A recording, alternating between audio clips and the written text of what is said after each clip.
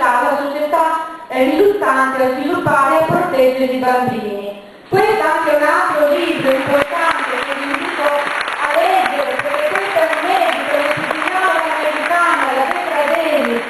che era un'amica personale di Lorenzo, e questa scrive esattamente queste parole: la lotta contro il cancro ha combattuto molto battaglie sbagliate, con le armi sbagliate, con i comandanti sbagliati, e credo che questo aumento nelle giovani età sia la dimostrazione più efficace. Io dico, vogliamo cominciare a combattere questa guerra con le armi giuste, cioè con l'arma della prevenzione primaria.